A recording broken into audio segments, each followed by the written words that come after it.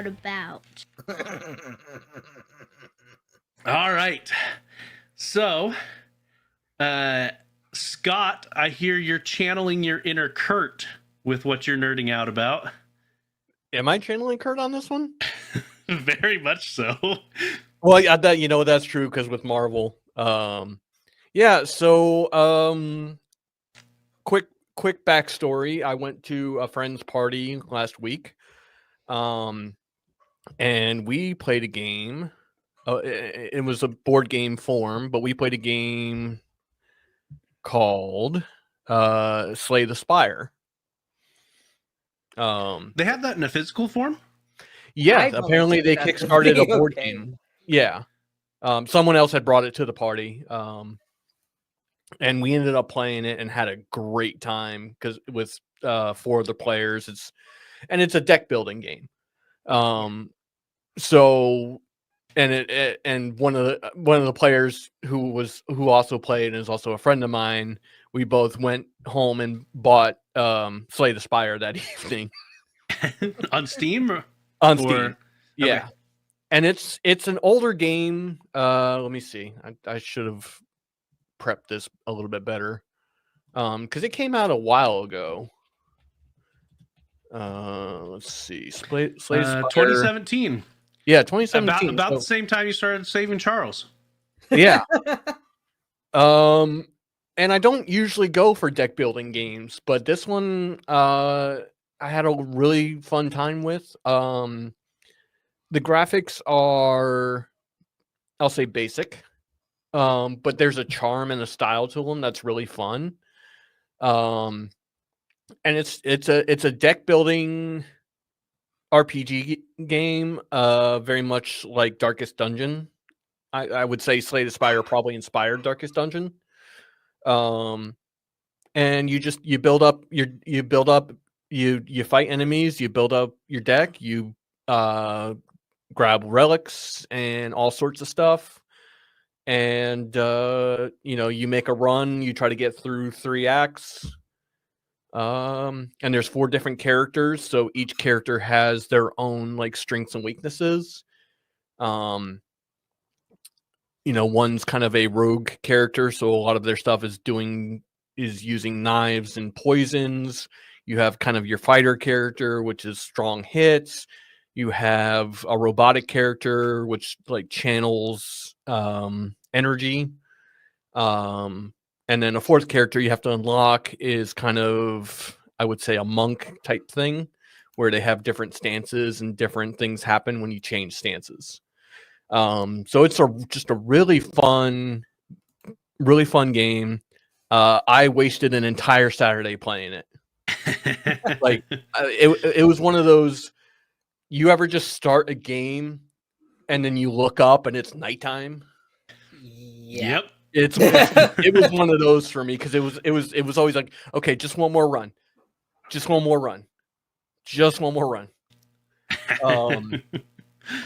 That was me in League of Legends back in the day.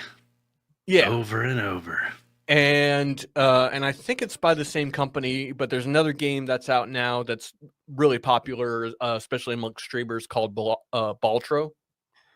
Yeah, Balatro. Balatro, sorry, I said that wrong. Which is just poker with deck building. Yep. And it is really like, and I looked at it for a while, and I don't usually go for deck building games, because usually for deck building games I always think of like Magic the Gathering and stuff like that, where you have to actually like buy the cards or do all that, and I don't have the time to get that deep into something. Or money. Or money. Yeah. But with both these games, they're self-contained. It's just you're progressing in the game and building up your deck as you go, and that I can get on board with. So yeah, but and you never think like poker as a deck building game. But again, it's one of those, like, you can pick it up, you can play it for 5 minutes, or you can play it for 5 hours. I think between Charles and Kurt, they have purchased Balatro like 8 different times on different systems. Yes. Yeah, I got them on Steam. I'm trying to hold off on putting them on my Switch.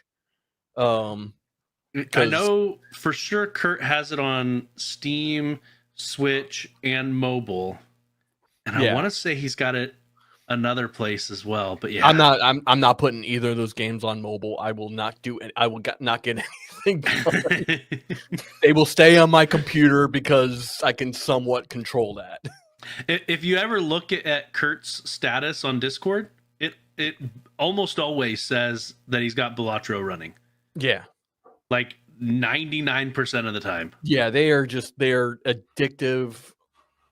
Like, again, you can pick it up, you can play a couple of hands, waiting on the train or something, or you can sit all day and play it and not get bored. Yep. Well, and that's one where you can feed in specific seeds, right? So that you could, if you wanted to, you could look up a guide on how to beat that specific seed. For Balatro? Yeah, because the seed determines what order the cards come out in and stuff like that. Oh, kind of like Binding of Isaac in that sort of way. You can do that with Binding of Isaac as well. Okay. I assume so. I haven't gone that deep with Balatro because I played, like I said, last weekend I played Slay the Spire into all day on Saturday, and then when I tried Balatro, the same neurons started hitting, and I'm like, okay, I got to stop or I'm not going to get anything done. But I played it for a good, and my first run was really, really good. So I think I played it for a good hour or two. So it was still I still put in a significant amount of time. There you go.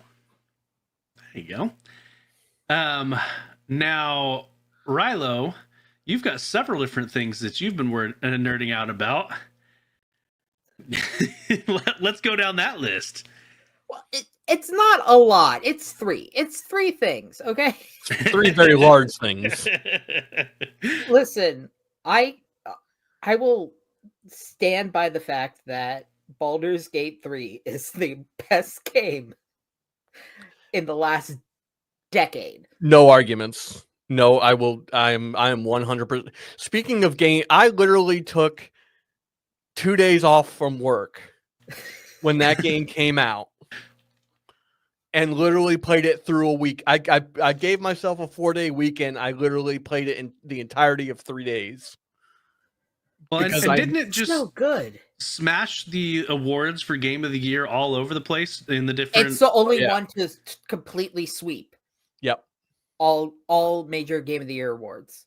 And it just got another or it's working towards its final update. I don't know if it's its final update. Larian they keep adding stuff.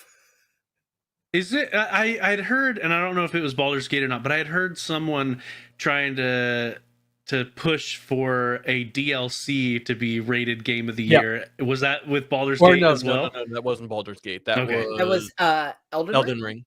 Oh, okay. So what do you love about Baldur's Gate? Especially love, because it sounds like there's a lot to love. There's a lot to love. First of all, the whole cast, by the way. I love each and every member of this voice cast. It's got a pretty stacked cast, right? All of the voice actors are incredible. They're all incredible, and I've met a good portion of them, and they're all delightfully British, and I love them. And Dragon Con woefully underestimated their popularity going into last year. Well, and it's funny because I'll catch YouTube videos of them playing Dungeons and Dragons. Yeah, they play D&D together. They'll play their characters live. Yeah, they're doing it again. Neil Newbon, Samantha Bayard, Gio Solomon, and Deborah Wild are playing their characters again. Yeah, and it's interesting because some of the cast, I think Neil played, but especially I think Karlach, Lae'zel, and Shadowheart, they hadn't played Dungeons and Dragons. Sam Bayard had. Sam is Karlach, okay. But the rest of the cast hadn't. Yeah. And their first experience was that High Rollers game. Yeah, so it's interesting, and don't get me wrong, they played their characters wonderfully, because they definitely embody their characters, but it's interesting how they get brought into Dungeons and Dragons, you know, through work. Yeah. And it's like, I also really like it because I lost my main D&D group. Like, it just sort of fell apart.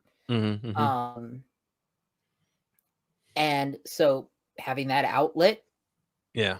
has been awesome because I still get to play. Even though I'm not playing with a group of friends, although Lord knows I'm trying.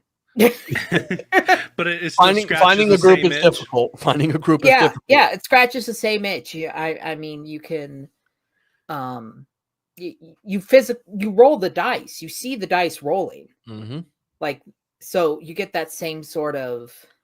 It's really the closest experience you can have to the actual dungeons and like TTRPG. Yeah, and they plan for every contingency pretty much. Like, it's one of the few games, like a lot of games say like, oh, you can do anything, and it's like, you can do here and then we're going to stop you.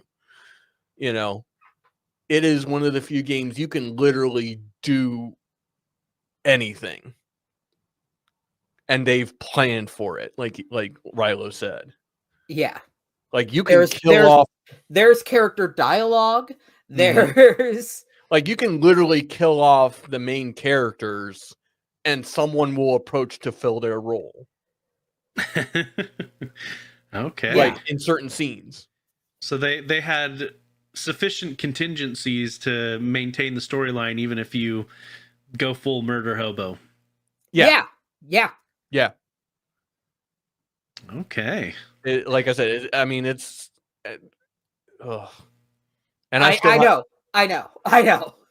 Yeah, it's just, it is the most authentic D&D experience a video game can ever hope to have.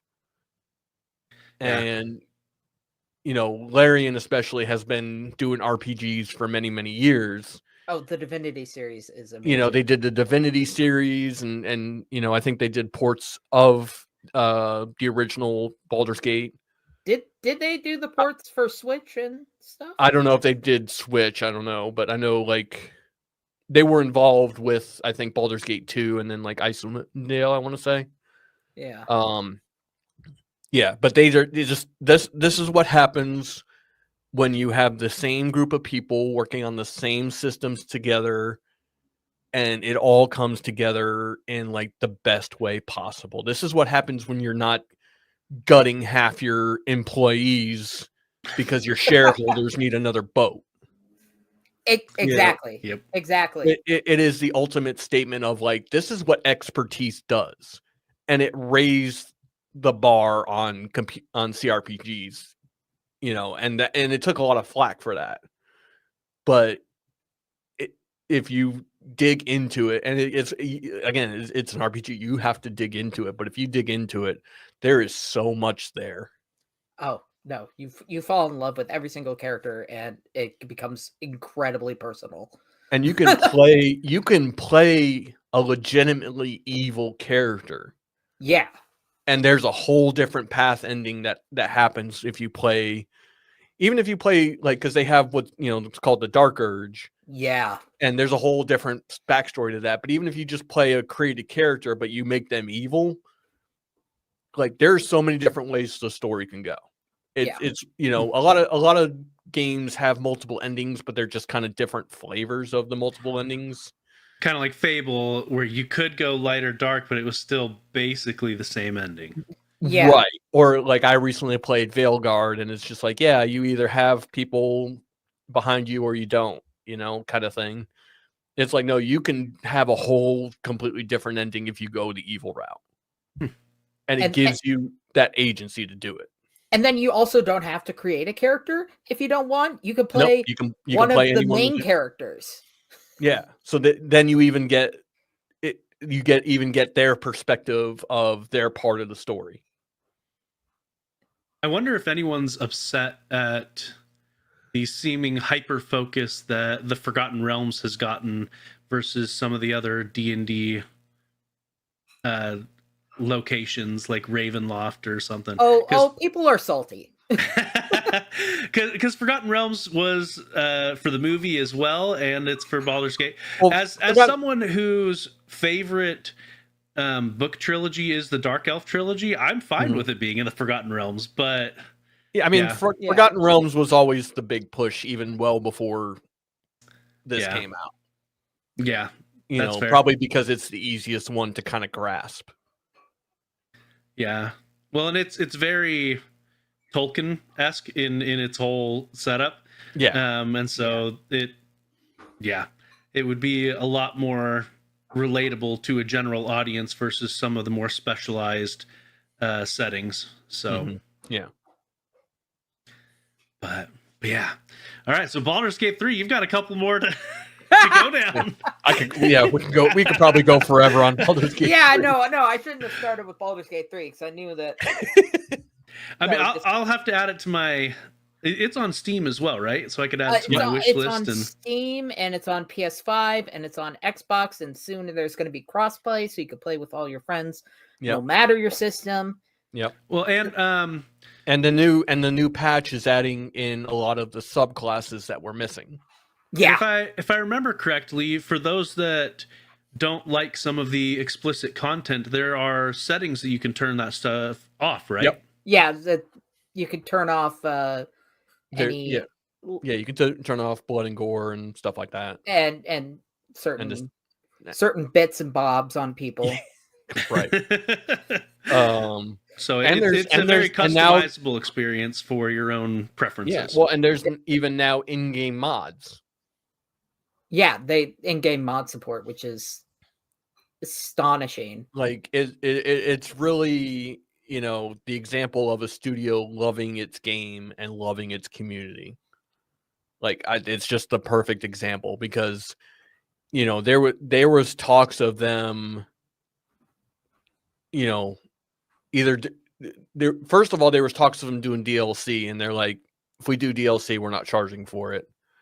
But I think they were even talking about a sequel, and Larian was like, "Yeah, we're not interested in doing that." Yeah, well, and my personal opinion, a vibrant modding scene can only help boost your sales. Yeah.